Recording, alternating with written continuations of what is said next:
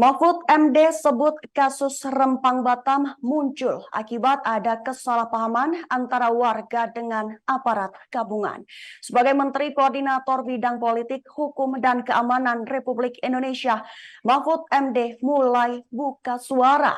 Ia mengatakan bahwa Presiden Jokowi telah mengutus Menteri Investasi Kepala BKPM Bahlil Lahadalia turun langsung ke Pulau Rempang.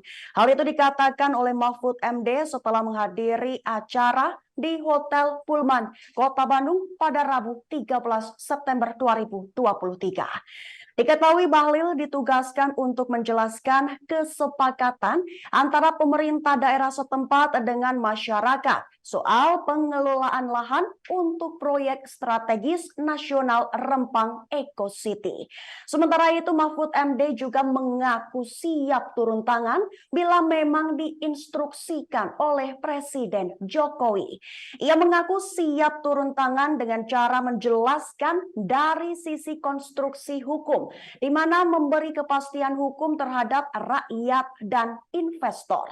Selain itu, ia mengungkap bahwa ada kesepakatan yang tidak dipublikasikan kepada warga Rempang. Diketahui kesepakatan itu terkait pengelolaan lahan yang menjadi permasalahan di kawasan tersebut. Ia menjelaskan bahwa yang tidak tersiarkan adalah pada tanggal 6 September sudah terjadi kesepakatan. Tanah yang terikat dalam MOU 17.500 hektar, di mana 2.000 akan segera dimanfaatkan. Diketahui itu sudah disepakati penduduk sekira 1.200 kakak. Lanjutnya, masing-masing kakak akan diberi tanah 500 meter persegi dengan rumah tipe 45 seharga 120 juta rupiah. Semua itu diketahui akan diberikan kepada warga dan akan dibangun di dekat-dekat pantai agar bisa terus digunakan untuk berusaha.